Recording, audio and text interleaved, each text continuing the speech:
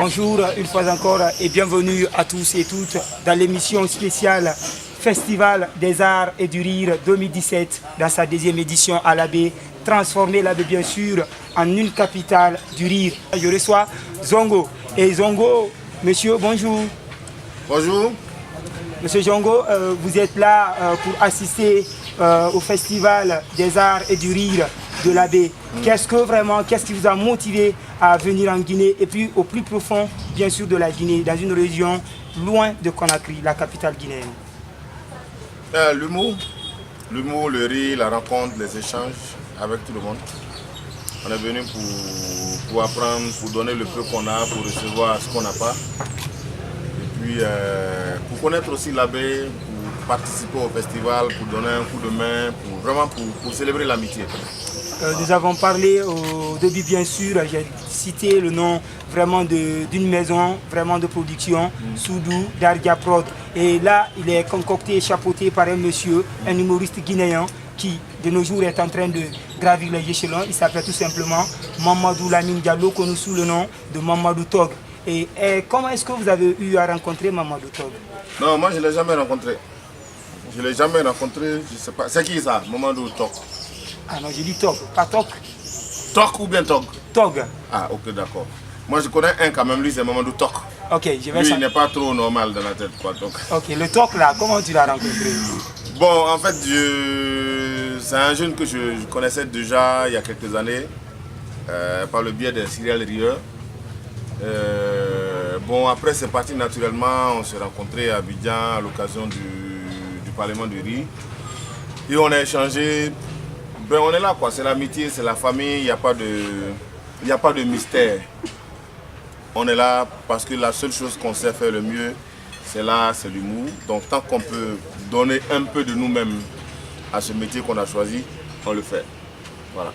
Et là, vous êtes dans une des festivités qui, vraiment, nous les souhaitons tous que ça soit suivi à l'international. Qu'est-ce que vous avez observé de positif des comédiens guinéens? Bon, comme je le dis, je pense qu'il y a une bonne énergie. Il y a des jeunes qui sont dégourdis, décidés, qui sont bien inspirés, qui font de bonnes choses et tout. Et je pense que c'est une jeunesse à encourager. C'est un métier qui n'est pas facile, mais c'est passionnant. La preuve, on a des gens qui sont dedans depuis 30 ans et qui ne changent pas. Ça veut dire que c'est pas mauvais.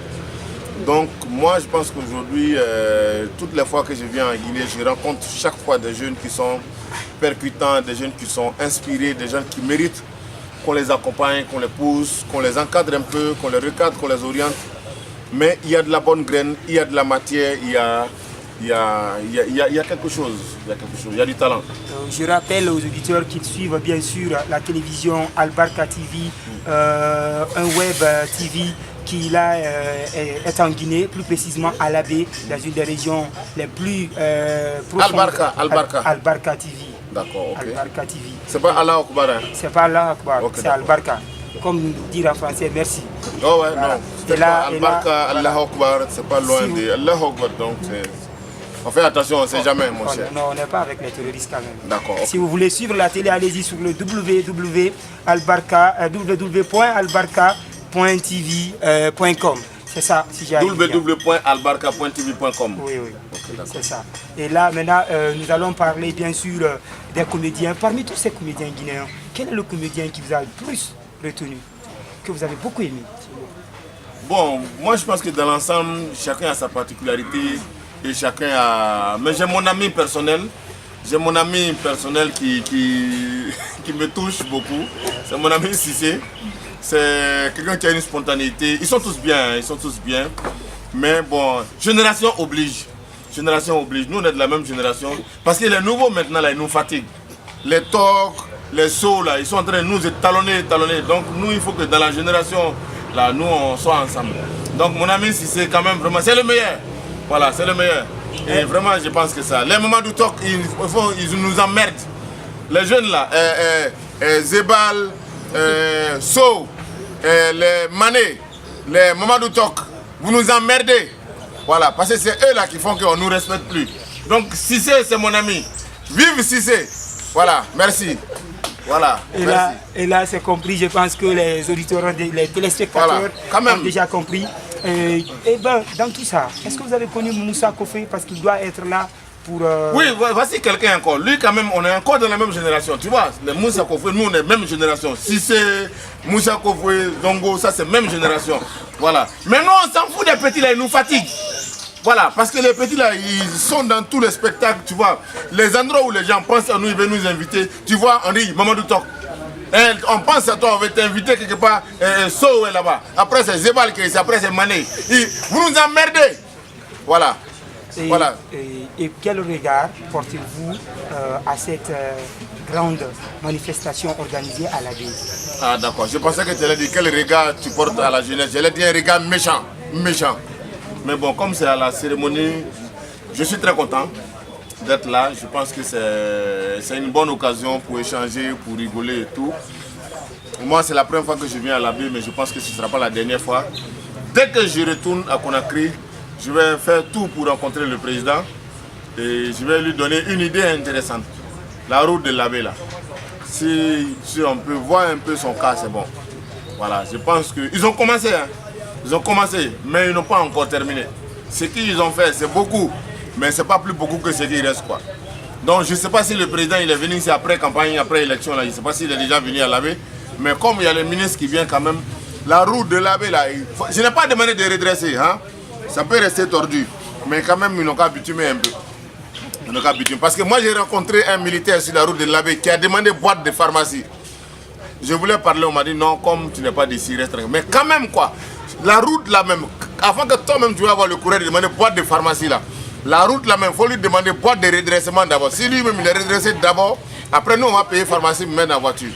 Voilà. Oui, c'est bien dit. Ici, notre président vraiment guinéen, il se promène en hélico, en avion, là je t'informe déjà. Hein. Ah voilà, d'accord. Ah donc il vient à la baie mais en avion. En avion. Bon, prochainement, là, bloqué l'avion, il n'a qu'à prendre la route là, il va voir de quoi il s'agit. Ok. Et merci. Maintenant, nous allons un peu revenir. La lecture, c'est mon affaire. Est-ce que les comédiens aiment souvent lire? C'est ça mon problème aujourd'hui. Je me pose la question, est-ce que Pedro dont tu parles, parce que je le vois sur scène, il parle des Français vraiment qui font rire, mais est-ce qu'il utilise? Bon, moi je pense que peut-être ça va vous surprendre, mais nous aussi on lit, on a lu La Voix de Molière, nous aussi on a lu Nation de culture de Cheikh Anta Diop, nous aussi on lit vraiment parce qu'on ne peut pas être dans le domaine du théâtre et puis se dissocier de la littérature, ça fait partie. Donc on aime la lecture, on lit aussi. Parce que tous les textes qu'on distribue sur les plateaux de tournage, il faut les lire pour les jouer. Mais la littérature même africaine à la base, c'est vrai, il y a des gens qui disent que quand on cache quelque chose dans un livre, un Africain ne va jamais trouver. C'est peut-être pas faux, mais je pense que nos parents qui sont nés dans les villages depuis des années et des années, là, tout ce qu'ils nous ont transmis, ils n'ont pas lu. L'intelligence africaine se transmet de génération en génération. C'est vrai qu'aujourd'hui, avec le monde moderne, on est obligé de lire, on est d'accord. Mais ce n'est pas pour autant qu'on va blâmer nos parents qui ne savent pas lire, qui n'ont pas eu la chance d'aller à l'école, parce qu'on peut ne pas être à l'école et puis avoir une bonne réflexion dans la vie. Voilà. Mais aujourd'hui, je loue quand même l'initiative de Conakry, capitale mondiale du riz, qui a inspiré Mamadou Tok à faire l'abbé. La lecture, j'en fais mon affaire comme thème de festival. C'est une très bonne initiative parce qu'aujourd'hui, il faut que la nouvelle génération qui vient, il faut que nos jeunes qui sont là aujourd'hui lisent et s'instruisent. Parce que moi je dis souvent, à l'école, il y a ceux qui vont à l'école, il y a ceux qui vont vers l'école. Il y a ceux qui font des hautes études, il y a ceux qui font des longues études. C'est différent. Tu vois, il y a des enfants à qui tu demandes par exemple, le policier attrape le voleur. Ou le complément d'objet direct, il va te dire au commissariat. Tu vois, mais bon, nous qu'on ne sait pas lire là, c'est pas de notre faute. Mais eux qui savent lire, qui se promènent avec cahier, c'est eux. Parce que ce n'est pas tous ceux qui ont cahier qui sont élèves. Il y en a qui ont cahier qui sont éleveurs. Il a beaucoup de cahiers, mais il n'y a pas assez d'intelligence. Donc la lecture est importante. Mais les Africains, eux-mêmes sont des bibliothèques. Voilà. Parlant bien sûr des bibliothèques, vous avez dans vos bibliothèques je veux parler du duo Zongo et Tao, vraiment des scènes qui ont fait rire vraiment d'énormes personnes dans le monde. Est-ce que vous avez d'autres projets que vous pourriez nous parler ici, qu'on peut au moins mettre en tête et s'attendre au moins à les visionner? Oh, il y a des trucs qui viennent, il y a beaucoup de choses qui viennent parce qu'il y a eu un temps de calme où chacun a travaillé sur un projet individuel. Mais il y a des spectacles qui viennent. On est en train de réfléchir sur un spectacle. Bon, on prie Dieu pour ne pas se retrouver en prison après avoir joué ce spectacle. Parce qu'il s'appelle Les Anciens et les Nouveaux. Vous savez, dans tous les pays africains, il y a eu des crises. Donc il y a toujours des anciens gouvernants et les nouveaux gouvernants. Il y a ce que les anciens reprochent aux nouveaux, il y a ce que les nouveaux reprochent aux anciens. Donc imaginez-vous deux personnes, deux citoyens d'un pays, un qui est partisan des anciens et l'autre qui est partisan des nouveaux, et en train de faire sortir toutes les réalités.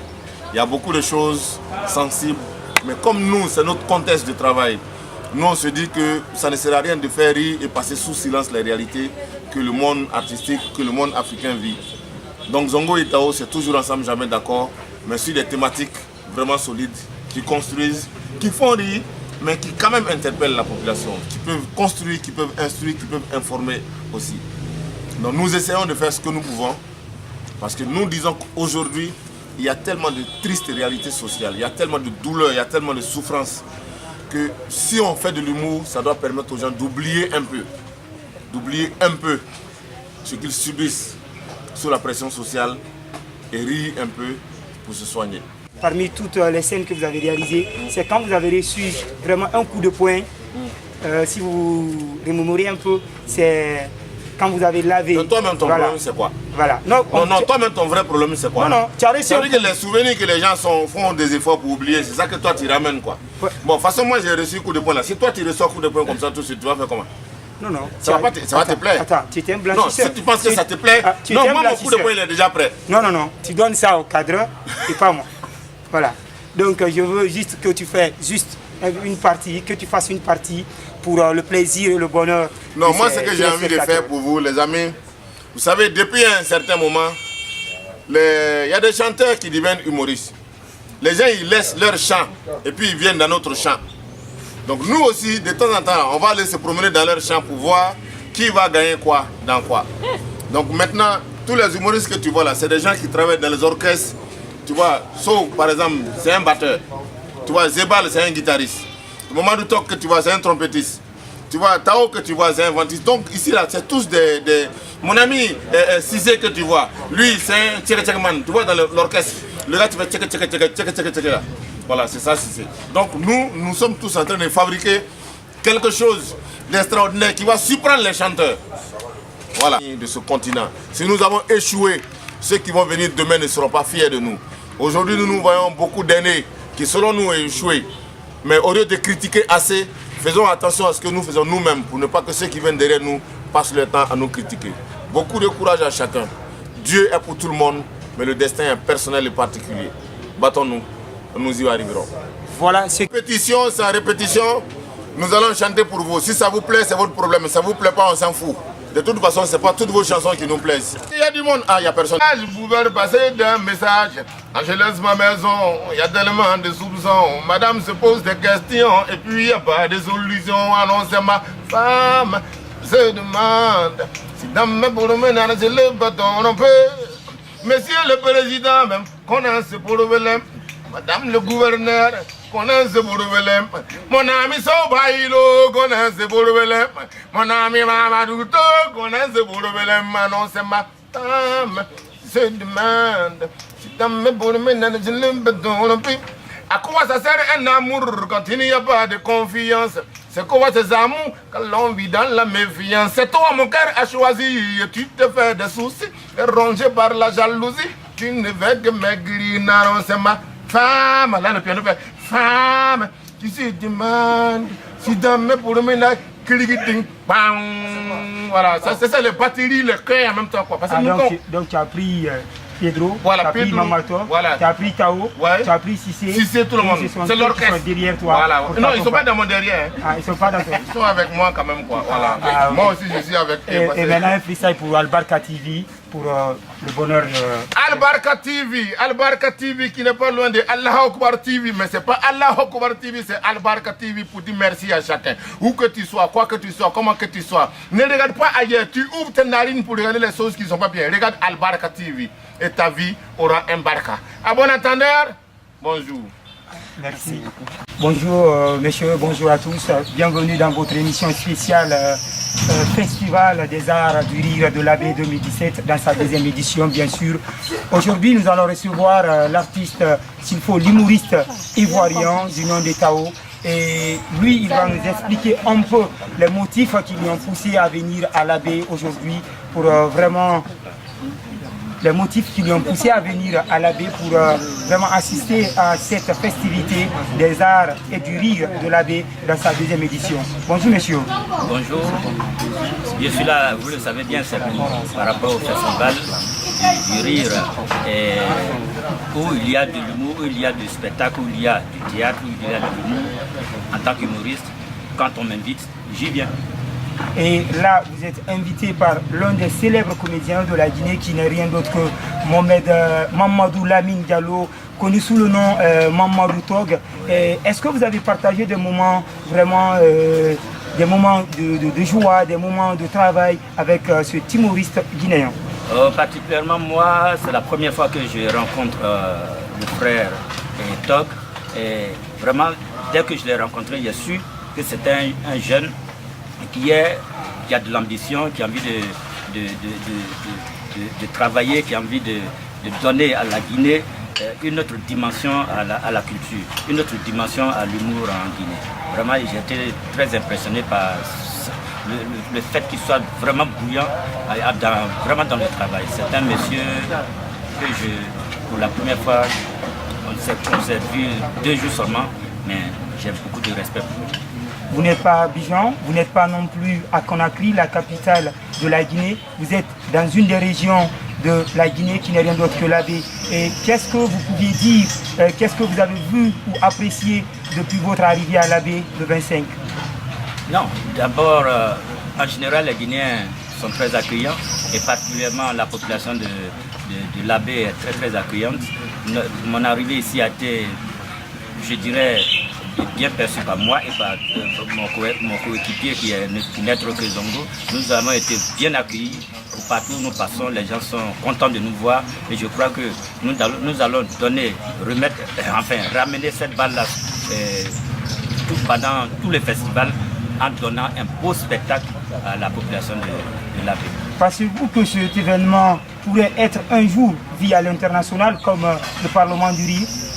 Et bien sûr, tout commence toujours petit et puis on grandit avec. Ça dépend de l'ambition que chacun apporte à cet événement. Moi je crois que ce festival n'appartient pas seulement à Madou Tog, mais à tous les humoristes de la Guinée. Il faut que chacun apporte sa pierre pour que cet événement devienne un événement majeur, un événement qui pourrait faire de la Guinée un autre, pour que les gens voient la Guinée autrement. C'est juste les artistes qui peuvent le faire. C'est pas un politicien. J'ai même dit hier que les politiciens, vous savez qu'ils écoutent plus les artistes que quiconque.